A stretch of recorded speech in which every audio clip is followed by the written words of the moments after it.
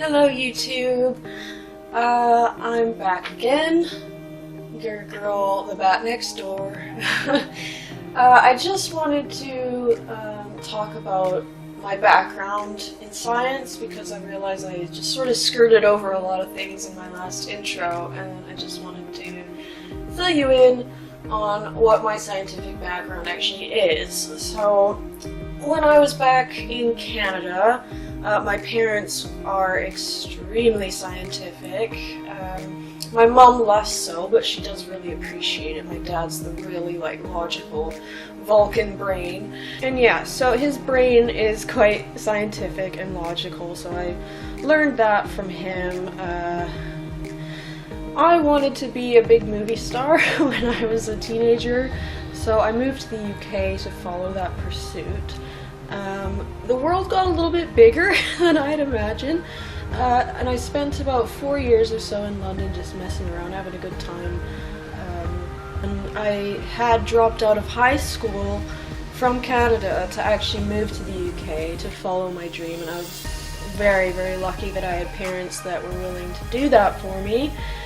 But like I said, the world opened up a little bit, got a little scary, got a bit intimidating, and I realized that it might not necessarily be for me. But anyway, I decided that I wanted to get my education again.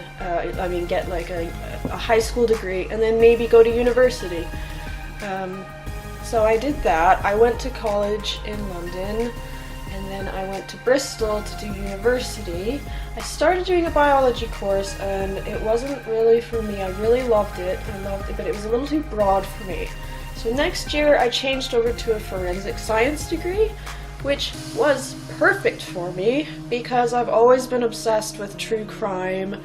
I love, detective stuff, and the science behind forensics is cool. I think it's one of the coolest sciences. It's definitely one of the more trendy sciences for sure.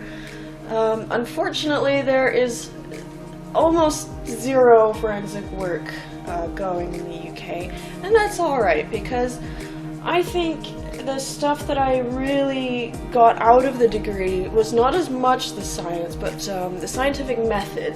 The wanting to question everything, and just the proper way to collect evidence, the way to examine that evidence, and also the forensic true crime kind of thing, like noticing details that other people may miss, etc., etc.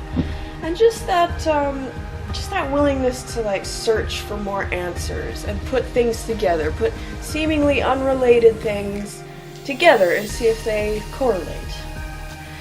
And something else I've been looking at today, I've been doing some research into the history of ghost hunting. I'll make another video about that in more detail, but I'm actually really quite happy to see that there are a lot of scientific people involved, or people that want to approach it in a scientific way, and in such that they go in looking for the logical scientific, not necessarily scientific, the logical reason for why something may be happening. Say, if there's a draft or something that keeps pushing this door shut, people may say, nope, that's a ghost.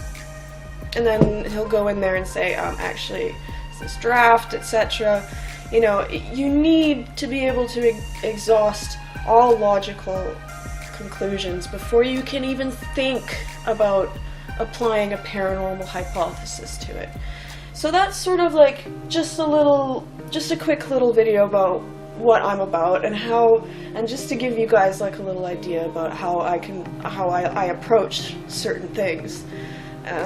University was one of the best experiences of my life. I really value what I learned. I wouldn't call myself a scientist as such. I got more the humanity side of it, the drive to find answers, to ask questions, and that works really well in a research environment, and I actually was quite proud of how my dissertation turned out. But when it came to exams and coursework and things, that was a little bit more challenging for me because it was subjective and difficult in some ways, but I still tried, and I got my degree. Woo woo, got the degree.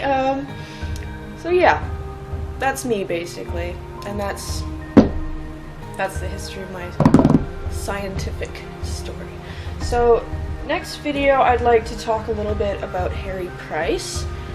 I'm reading his book at the moment, Confessions of a Ghost Hunter. It's actually really cool, and I respect it because he does meet everything with a logical, skeptical brain, and it's very nice. But he also goes in with respect to the people and things like that. So yeah, I'm going to try to overlay some music onto this. That will be my lesson for the day in editing and also cutting out the pauses, etc., etc. Okay, thank you very much for watching. Hope you're having a very good day. Sorry, one more thing. If you're wondering, ooh, what's that super cool sweater she's wearing? It's actually Normal brand. Ooh, oh yeah. So you should check them out. They've got a website, normlbrand.com, so it's just normal without the A. Check them out. They've got some really cool stuff. That's my plug of the day. Have a good day. Bye-bye.